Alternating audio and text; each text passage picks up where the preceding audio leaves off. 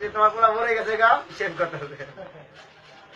আবার কইতেছে আমার একটু তাড়াতাড়ি করে হে শেভ করবো বাবা রে বাবা আমার কথা কইতেছে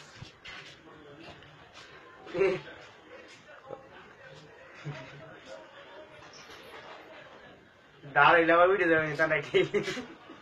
মোস হ্যাঁ মুছে হ্যাঁ হ্যাঁ আমি তো জানি দাঁড়িয়ে দিব শেভ করতেছে